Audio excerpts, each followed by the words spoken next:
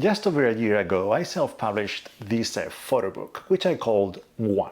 And in this video, we'll go through everything I did to get it out there. We'll talk about image selection, design, sequencing, printing, shipping, of course, mistakes I made, and much more. Before we get started though, as you might know, One has been sold out for a year now. And today, I wanted to let you all know that I have received a few more copies of the book. So if you want one, check out the link in the description down below to grab your copy. Unfortunately though, I only ship into the US at this time. We'll talk later about international shipping and how difficult and challenging it can be. Alright, so this is what we're gonna be talking about today, and the timestamps for everything. First, we'll see why publishing a book makes sense in today's digital world. Then the process begins. Of course, first by taking the actual pictures, then selecting the right images and sequencing them. We'll see how to design the book, how and where to print it, promoting and selling it, and finally shipping the book to the buyers. After that, we'll just wrap everything up with mistakes I made that you will want to avoid and some final thoughts.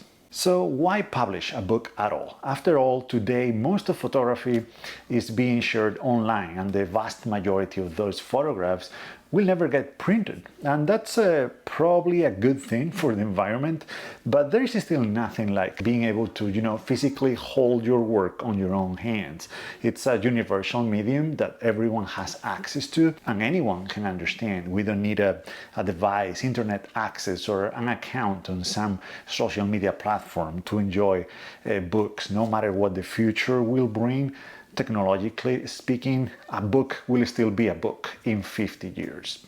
Prints are another awesome way to bring your work to life, as opposed to a book, which will be closed on a table or a shelf most of the time. A print will hang on a wall, always visible, always beautiful. That is, if we have the space, of course, and if it fits in with the rest of the room, because even the best images might not be the right fit for certain spaces. A book will almost always be a good fit on a bookshelf, and you can have tons of them.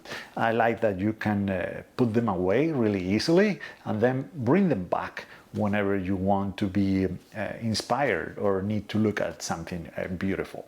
Even though the quality of a print is usually much higher than that of a book, that makes them more expensive. A book is more affordable, more approachable, something that you are supposed to touch and interact with. And lastly, a book tells a bigger, potentially deeper and more meaningful story than a single image does. In putting a collection of images together, we are almost more filmmakers than we are photographers. It makes you think in series, very much like a music album, right? It's becoming more and more rare nowadays, but there is something nice about listening to an album from the beginning to the end. Someone put some thought on that order, on that sequence. There is something that brings all of those songs together.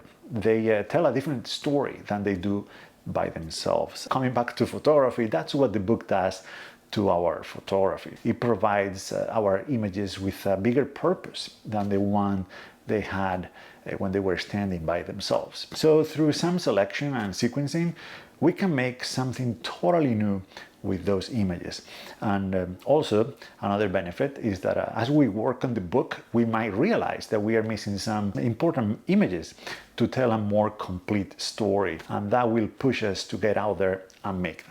A quick note on money, because that could be another good reason to publish a book, to make a living with photography. And yes, books can be a way to make money, but probably not the best one, at least at a small scale. It is a complicated and expensive process, and if you are not careful, you might very well end up not only not making money, but losing some. We'll talk about all of this later. Okay, so taking the pictures, this is the step that we photographers enjoy the most, of course, and where we spend most of our time. Obviously, getting out there and taking the pictures is a must, but it's also just the beginning. It can be very hard to have a clear, big picture from the beginning of what we want to do. More likely than not, we will have a rough idea of the images we like to make, the story we want to tell, and then we'll get out there with a mindset of creating one image at a time. It's not until we sit down to review our progress, when we start to put all the images together, that the big picture becomes more apparent. And over time, as we take more and more images, we might even see a theme or some themes showing up, something that we tend to photograph more often, subjects that we are more drawn to. Perhaps we'll find some potential somewhere else, and we'll explore it even more by taking more pictures similar to those. In my personal case, I did not have this book in mind when I was taking the pictures. I did not know I was going to use those images on a book a few years later. I just photographed what I was drawn to, what was around me, either at home or when traveling. But because I am relatively consistent when it comes to style, mood, and even subjects, I could see my own journey as the theme of the book. It could be about what I saw. So I made all of the images one by one, thinking first about telling a story with the single photograph. Putting this book together gave them a different meaning though, as they became part of something bigger. Not better, not worse, just different.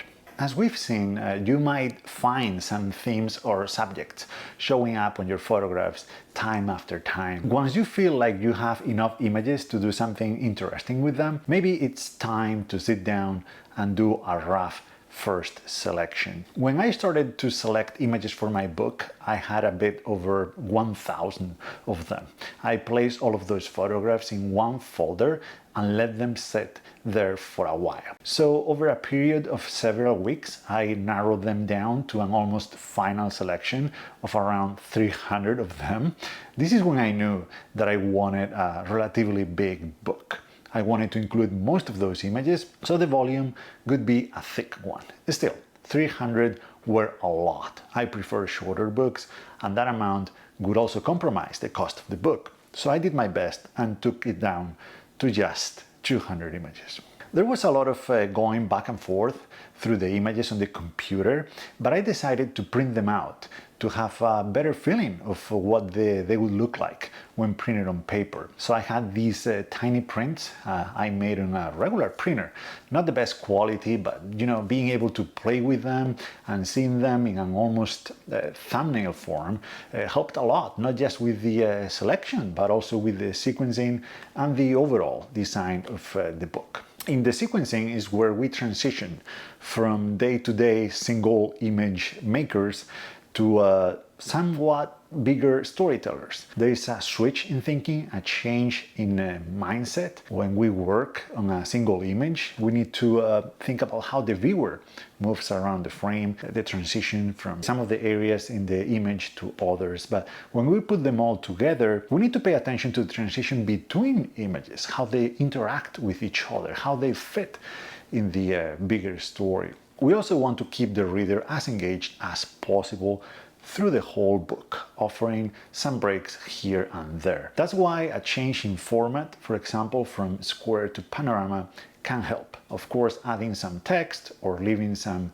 black pages will do the trick as well. Let's talk about design. I know that some artists can't even be bothered with what the audience thinks. But if you are publishing a book that will be consumed and purchased by other people, you should at least keep them in mind when designing it. Of course, the decisions you make will be the ones that you agree with. But after all, the book is also for you.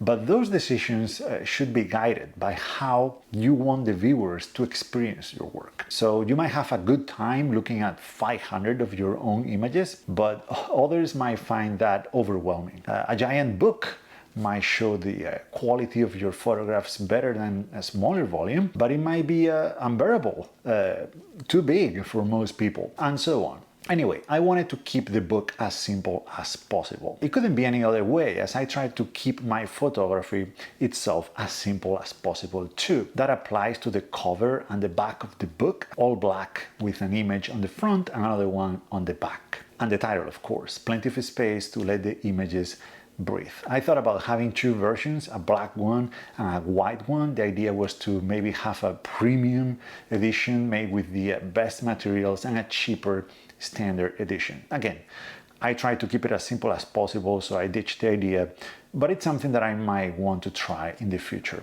Who knows? You know, I like to print my images small with plenty of white space around them, so the viewer has to get close. Even my Instagram account is that way too. So this made the process much easier when it came to designing and printing, as there was no bleeding or anything that could go wrong. So because of this, I didn't need to use any dedicated software. My choice was Pages for Mac, which is software that you get for free when you buy one of Apple's computers. But I could have used Google Docs or any other word processor, as the layout was very, very simple. I let the images speak for themselves. I included almost no text and not even captions. That being said, I do have an index with the location or the subject pictured in all the images available on my website. It's a PDF that you can download for free. The link is going to be in the description. This is something that you might want to include with your book, and something that I regret not having done. I think I'll have some more text in my next book though, as it can be a nice way to separate different sections or to offer a break from browsing through so many images. Talking about sections, I divided the book in 3 acts. I did not explain what those were or meant at all, but you might have been able to see some differences between the images within each section. So the first act includes images from earlier in my photography journey. Most of them were made on medium format film, actually on this beautiful piece of a camera. I still have it, and mostly here in the US. The second act shows different images as we moved to Europe and I started to shoot digital again, which made my photography slightly different. I was shooting more photographs more often. The lighter gear also meant that I always had a camera with me. So the subjects got more diverse as I moved from, capturing only nature to more urban landscapes. And the final third act is the shortest one. All the images in there were made during the lockdown, during the pandemic in 2020.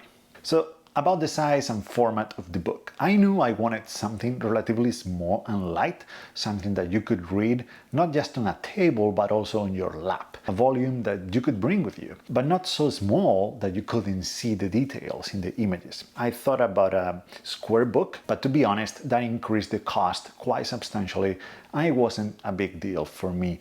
Anyway, the landscape format actually gave me more space in between facing images, which I liked, and it accommodates the rare panoramic image a little bit better. Yes, you have to think about the cost during the design phase. It's unrealistic for most of us not to do so, especially when you are trying to sell the books to a small audience and you are not a big name in photography. Also, the higher the cost, the riskier the whole operation becomes, but more about that later. Anyway, other than the format, I didn't compromise on anything else. I thought about including a dust jacket, but to be honest, I kind of hate them. I have several books with dust jackets and they always get damaged very soon, very easily. It also made the book more expensive, of course, so this was an easy no. Usually the printing lab, if you use one, will let you create a digital proof to make sure that everything is looking good before printing anything on paper. Check all the margins and make sure that the images are placed where they should, that they bleed to the edge of the page, and that they are in the dead center if that's what you're aiming for. Even though these proofs can be very accurate, do not publish your book without seeing a physical copy in person. This is very important. You need to order a test print or proof to get a feeling of the final product. Yes, they can be really expensive, but it can save you a lot of money down the road. Only when you see your photos on paper, you'll be able to tell if they need any adjustments. It's also another opportunity to spot typos or any other design flaws. I actually found all of them on my test print. Here I want to show you a couple of other books that 2 very kind photographers have sent me recently. These are Graham Richards' Storm and Wangare to Hikurangi by Rail, 2 very personal projects all the way from New Zealand. All of the images were made on film and they look awesome. Thank you so much, Graham. And this is Mickael Pouliquen's AOD, a beautiful printed book with images from Brittany. I love the mix of the fabric and the solid print on the cover. The layout is very simple as well. All the images were made on film too, and a local film actually, so this is pretty cool. These two publications are very different, but they both work. I really like that both Graham and Mickael went with a simple layout, letting the images do the work. And by the way, you'll find a link in the description to Mickael's website, just in case you want to grab a copy of his book. Next step is a big one, and it's printing. When it comes to printing, some photographers like to do it themselves at home. And hey, if you know how to do it and are willing to invest the time, this can be a very good option. Handmade books are pretty cool. Otherwise, you'll have to find a place to print your book. Here, there are a few options depending on how you want to sell your books. The first option is to print the books on demand. Think of something like Blurb. Now, this option is risk-free in the sense that you only print the books you sell. It can also be a hands-off approach, as the whole process can be automated, so you don't even have to do anything once everything is set up. The downside to this approach, though, is the cost. Printing books one by one is usually significantly more expensive. In the case of my book, the final price would have been about $100, not accounting for shipping or profit margin at all. That's why I chose to go the other route and to print a bunch of books at the same time. When you print a lot of copies, the price comes down quite a lot. Here there are also different approaches you can take and different options with each one of them. Last year I decided to take pre-orders, so I set a deadline, and by that date I placed an order for the amount of reservations I got. This meant every single book I sent to print was already sold, so there was less risk, but it wasn't risk-free. You see, when I set the price of the pre-order, I was expecting a number of shipments. The demand exceeded my expectations, so that worked out pretty well as the cost of each book went even farther down. But if demand is lower than expected, the cost can and will go up to the point where you might be losing money with each book.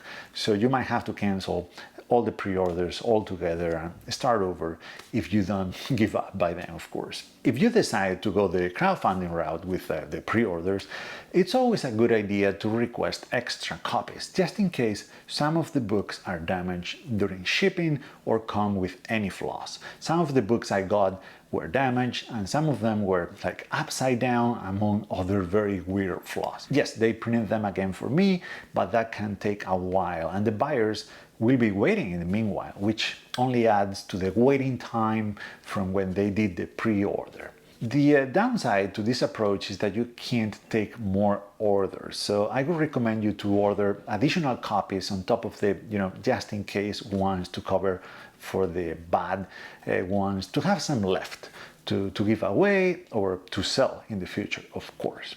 And the other way to do this is to buy copies ahead of time and then sell them. That's what I did this time around because I think I have a better feeling, a better sense than last year, and I think that I will eventually sell all of the copies. If I don't though, I will end up having a pile of books in my closet. Of course, both approaches mean ordering a lot of books, heavy packages, paying shipping to whatever you are. And just to give you an idea, I had to pay $500 in shipping to get the books over here last year. You'll have to package them and ship them to the buyers. So Mixam.com was my choice for printing. I think they have one of the best price to quality ratio. I'm pretty happy with the results, but I should warn you that I did run into some problems with them as they took much longer to deliver the books.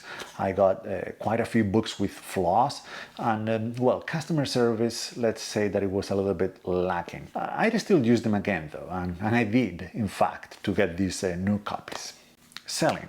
I sold the books on my website exclusively. I use a third-party publishing platform which charges me a fee with every sale. And then there is the credit card or payment processing fee on top of that. Those are costs that you have to add to the actual production of the books and shipping, which, as we'll see later, can be the most expensive part of the whole process. You could host your own website and process payments in some other way. I decided to not make the whole thing more complicated than it needed to be. Offering payments with regular credit cards and PayPal should cover most of the cases, while, I don't know, transfers and other apps that might not have fees could push away some buyers, understandably so, by the way. When it comes to marketing, I published a video here on my channel showing the book, I sent a newsletter, and I posted about it on my blog and social media platforms. Of course, this is where a bigger reach online can help quite a lot. The more eyes you have looking at your work, the more sales you'll make. I happened to be in Montana on a road trip when I made the announcement, so I took some promotional photos of the book, my test print, the proof, in different places around Glacier National Park, and that worked out pretty well, I think. Shipping, the most painful step of the whole process. So there are two shipments here. The first one from the printing location to you. Depending on your volume, this might be unrealistic. I got almost 400 books shipped to this house last year, and they were a lot of boxes. They took a lot of space. I can't really see this approach working out had I sold more than, I don't know, say 1,000 books. In this case, you might want the company in charge of the printing to ship the books to the buyers for you, for an extra charge, of course. You might even want to travel to the printing location to make sure that they all look good and to sign the books too. Anyway, I did get the books here, I signed them and packaged them one by one.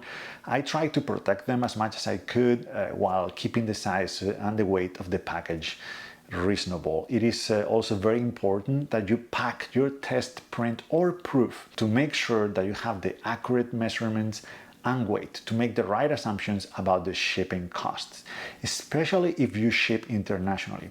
This was one of my biggest mistakes I made last year, and I actually ended up losing some money with some of the books I shipped because I didn't calculate the costs correctly. More about this later. So first, I covered the book with some film wrap to prevent light damage. Then I wrap them in bubble wrap to protect them against bigger damage during shipping. And lastly, I used cardboard corners to protect the most vulnerable parts of the book, the corners. And then I used foldable boxes to complete the packaging.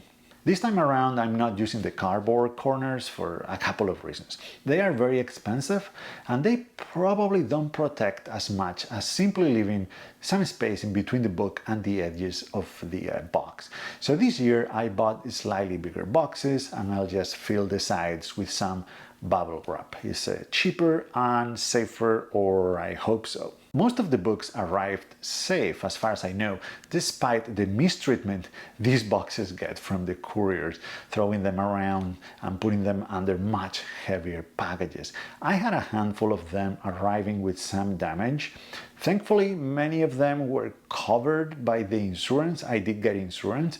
In some cases, though, the refunds came at the expense of profit because insurance kind of didn't want anything to do with it. Talking about insurance, I have mixed feelings about this. Yes, having insurance gives you peace of mind until you have to deal with them. They will ask for everything they can ask for before giving you the money back. But you should refund the buyer as soon as possible. So there will be a period of time where you might have to assume some costs until you get the money from the insurance, if you ever do. I had some cases rejected, and again, I ended up losing money on those books. Shipping domestically here in the US is pretty simple and affordable. Shipping to other countries is more of a nightmare, especially these days. I used stamps.com for all my shipping because I thought that would make the process simpler, and even though it definitely helped, the whole thing was still pretty chaotic and messy.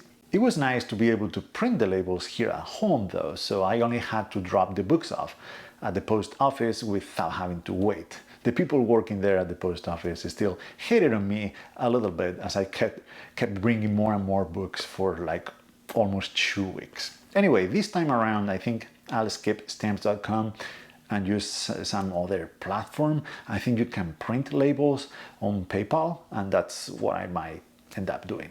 Anyway, shipping is definitely the least enjoyable step of the whole process and really expensive. Believe it or not, shipping the books was several times more expensive than printing the books themselves, well in the 5 digits. Again, shipping internationally changes the whole thing. I had buyers from 30 different countries, which opened up a whole set of challenges besides cost. We haven't even talked about customs. That can be a very bad surprise for both you and the buyer. Anyway, all of this is why I'm not doing it this time, at least not at a big scale. The thing is that companies like Amazon have made people expect fast and cheap shipping, if not free. And that's something just not feasible for small businesses and even less for small artists. So you might want to lower expectations on this front from the very beginning. I think this covers pretty much the whole process of self-publishing a book. Now I just wanted to share some random thoughts and a conclusion. Publishing a book is something every photographer should do at some point, even if you have, no intention of selling it. Make it for yourself, but do it. Because there is something about seeing your work on paper, not just one image, but a collection of them, put together in order to tell a story. If you do want to sell it though, you are going to have to do some math. While you can definitely make some money by selling books, don't expect to make a lot. It will actually feel like very little for the amount of work, but it's so worth it. I love to think that, there are a few hundred copies of my book out there in so many different countries. During this process, I made a few mistakes. Some of them I've already mentioned. Things will always take longer than you expect, so don't work with tight schedules.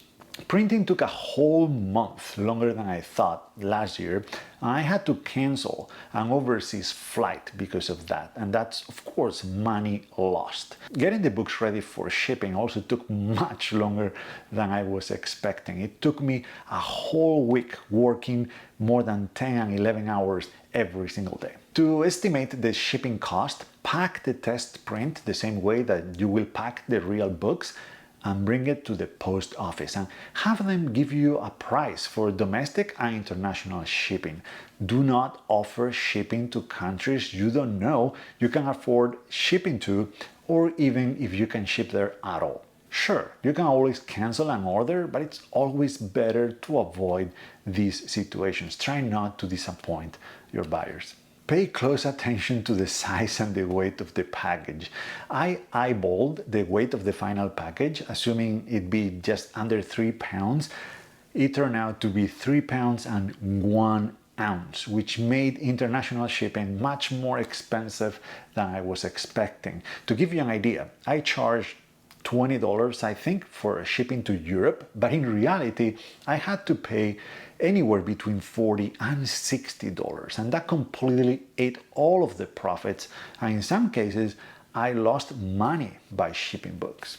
So I can't stress this enough. Make sure you run the numbers multiple times, especially if you are planning on having a low margin. Because no matter what, there will be surprises and situations you didn't account for. And that's okay as long as you give yourself some wiggle room with your margins. If you have a very low margin, one failed sale, one damaged book, or a situation where you have to give a full refund and lose money will eat the profits from several other books, from several other sales. So please give yourself enough margin. You don't want to end up losing money with all of this. In the end, there is no right or wrong way to go about your book. It is your book after all. So do not feel like you have to do this or to do that because your favorite photographer did it that way or because it's what you are supposed to do. Do what feels right to you as long as you stay within budget. Adjust the book to your needs and how you want your audience to look at it and experience it. Alright, I hope this video was helpful and motivates you to publish your own book if you haven't yet. Yes, it is a long and complicated process. It can be expensive as well, but these challenges makes it even more rewarding in the end. I absolutely love looking at my own images and now and showing them to other people. And I love looking at the work of fellow photographers who made the same choice. If you have any questions about the process, maybe about something I didn't even cover here, leave a comment down below and I'll try to get back to you. Thanks for watching and see you in the next one.